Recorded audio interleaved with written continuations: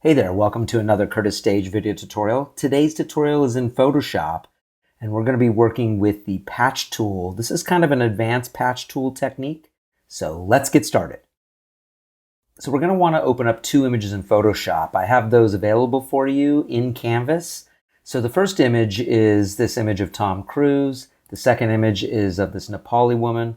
We're actually going to get her wrinkles on Tom Cruise's face. Now, you'll remember that I've told you in the past that the patch tool only allows you, well, first of all, it's destructive editing. And second of all, it only allows you to patch on the layer that you're on. So how would I get someone else's wrinkles on Tom Cruise's face using the patch or the clone stamp tool or any of those kind of tools? I mean, the clone stamp could work.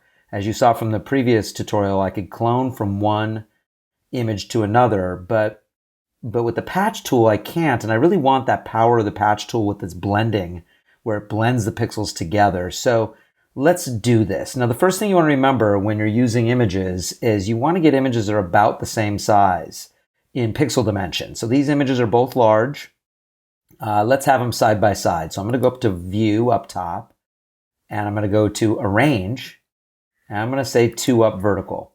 So I'm going to see these side by side. Now, here's the thing. I can't just grab the patch tool and start patching from here and bringing it over to Tom Cruise. I can't do that.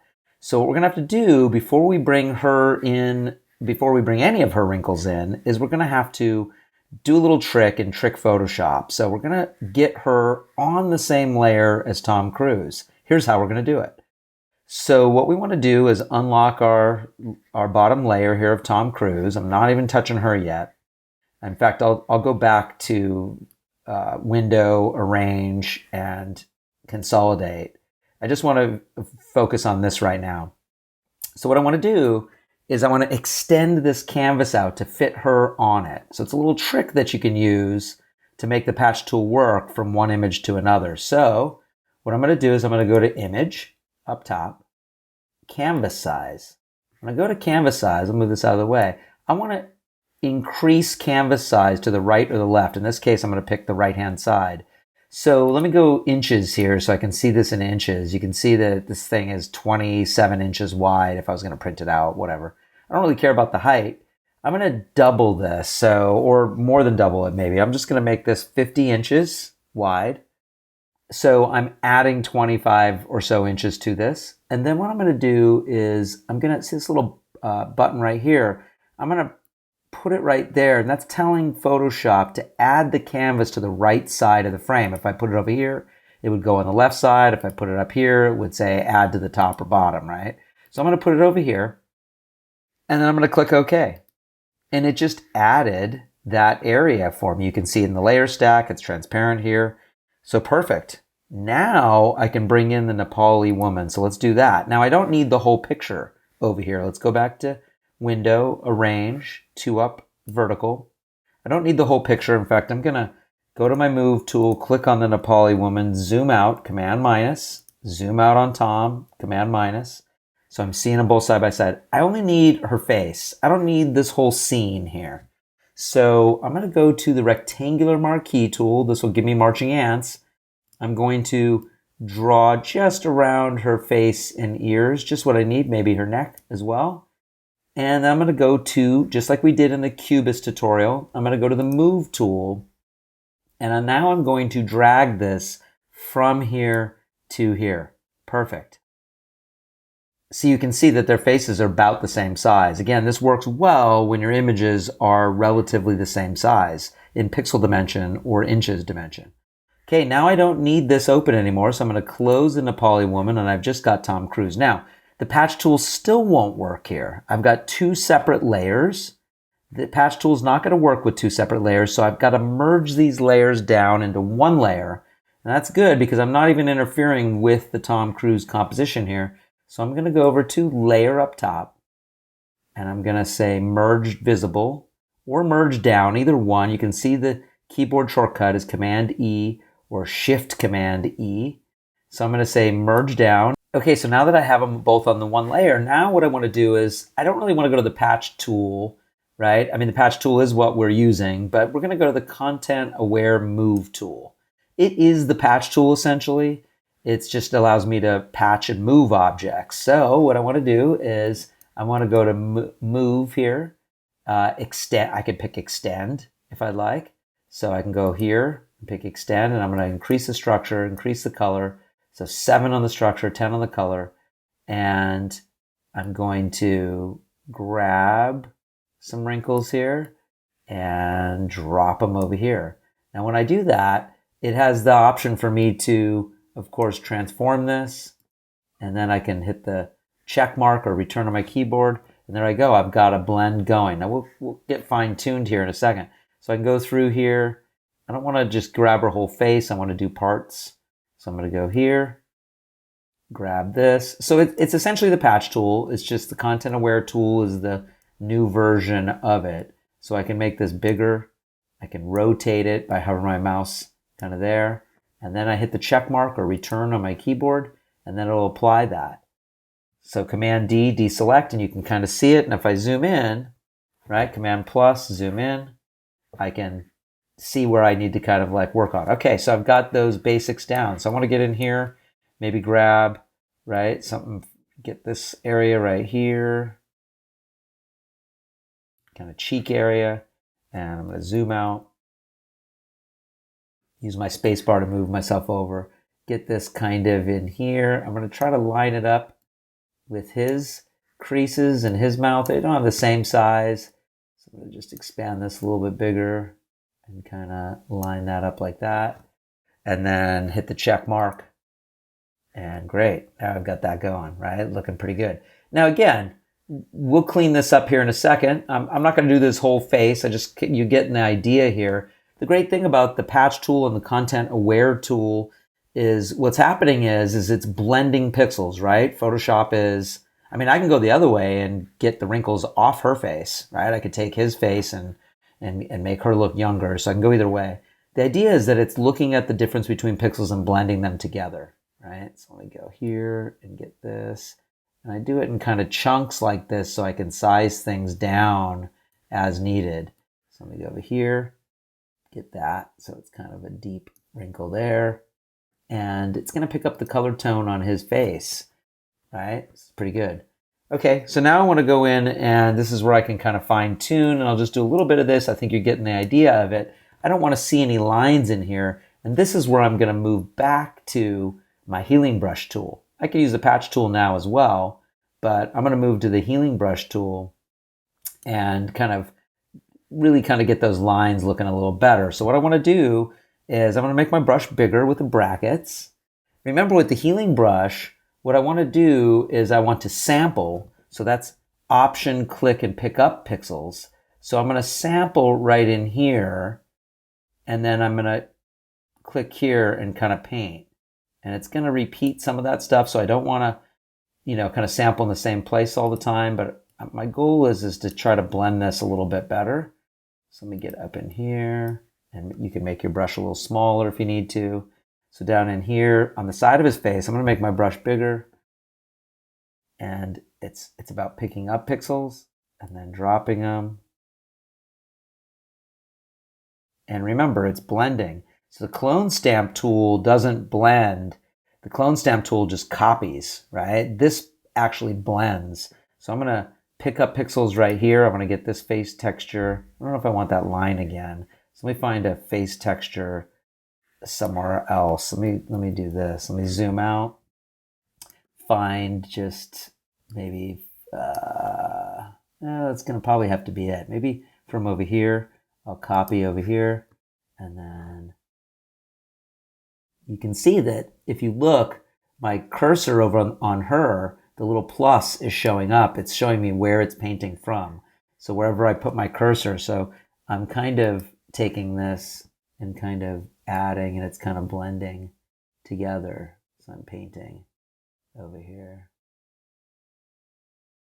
And it's going down the side of her face. So you can kind of start blending it together and make it look cool. So down in here, I can Option click here, and then kind of go into here and paint. And as long as I don't go off her chin, I'm picking up her texture, and it helps me clean up. So I'm going to go down here, option, again, zooming in maybe helps you a little bit. So I'm going to option click on her. That's where I want to sample from. Then I'm going to go over here in the same relative space, right? And I'm trying to get her kind of skin here in this spot. So let me get the chin. So you can see, right? Option click on the center of her chin, and then I can kind of paint in here. So this is a little bit quicker way than using the content aware move tool, which is basically the patch tool. I can I usually do the big stuff there, and then I'll go in and clean up here, right? Let me get side of the face over here. So obviously I'm doing this quick for the tutorial. You could spend more time getting it really dialed in. I don't know, that doesn't look so hot. I think I went off a little bit. So let me maybe undo that part. Let me just double check where I've got here. So option click right there, and you just kind of got to glance over at where you're pulling paint from. That's pretty good. And I'm basically trying to cover over those lines that are the edges, right? That I don't want people to see the edge. So you can really kind of get in there and do that. And then here I can just option click right there and kind of paint on itself. Blends it. And right in here there was a little color right there, little color shift. So I'm going to kind of option click and kind of blend that color a little bit better. So right here, option click and then pull that up.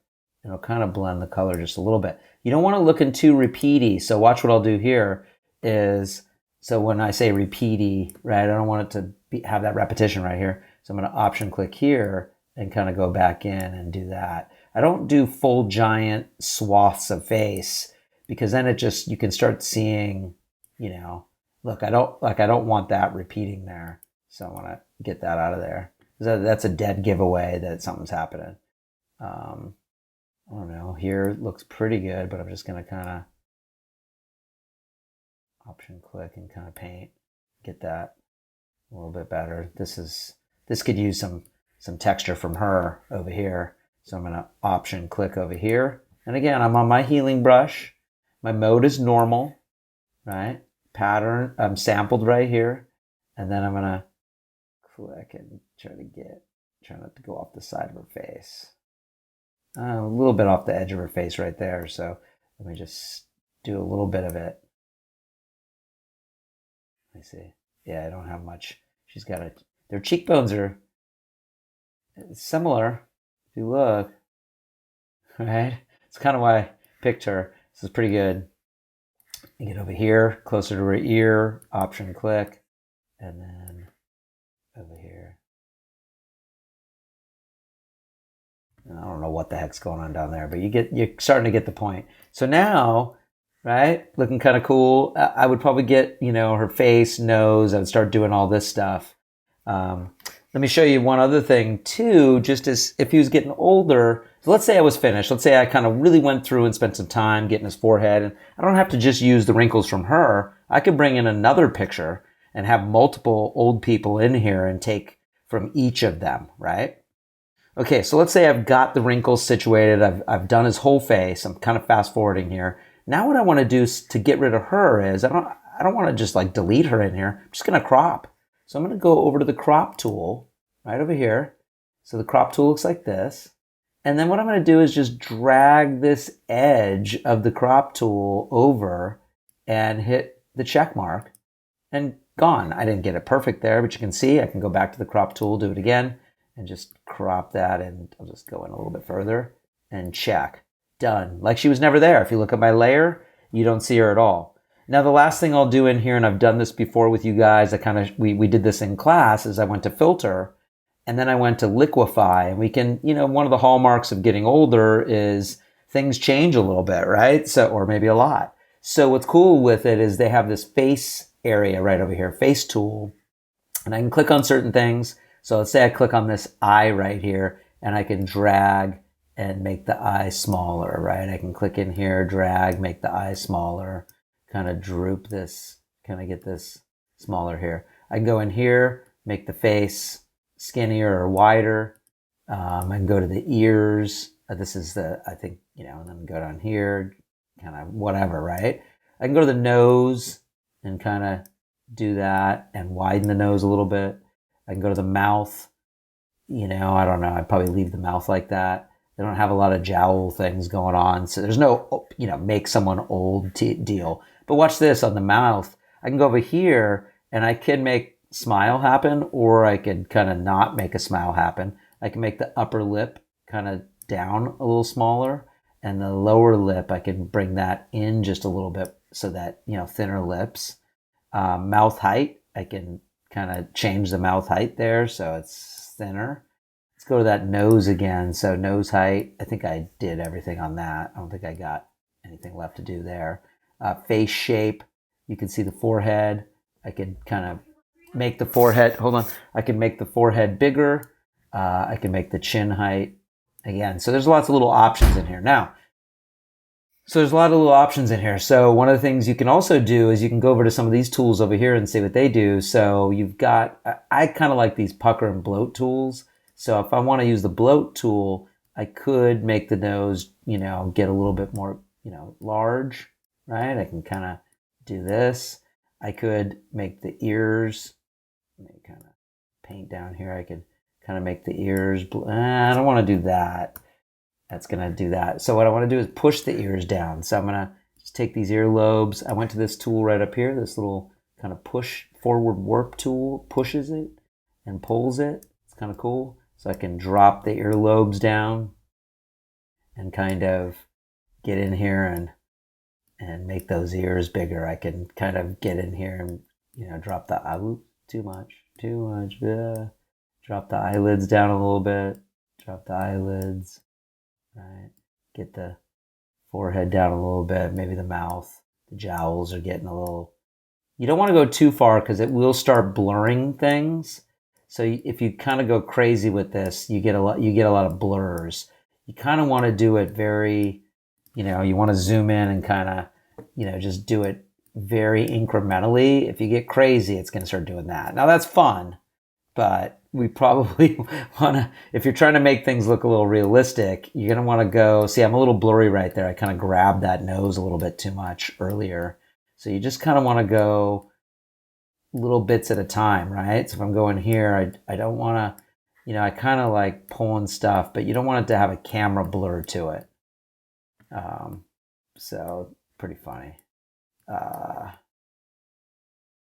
Right? And then I got that. So whatever, right? And then you're done, you click OK, and then that gets Tom Cruise looking like that. So we go from kind of, young Tom Cruise to older. And of course, I'd probably do like a whole color tint on him. He's looking really kind of orange, almost a little Donald Trumpish here. So I'd probably make him look a little less orange, a little less skin tone in here. So I'd add maybe probably a hue and saturation or vibrance and take that down. So I'd probably take the vibrance down and give him just a little bit, right? It's just too orange. So I'm going to take that vibrance down. I added, this is an adjustment layer, right? I went down to the bottom, clicked there, and I went to the vibrance, and then, right, pull that down a little bit. So when I go here, it's my properties panel, and I can just take that vibrance down and make him so he's not so orange. So there you have it, a little bit tricky way to make the patch content aware move tool work, and the healing brush.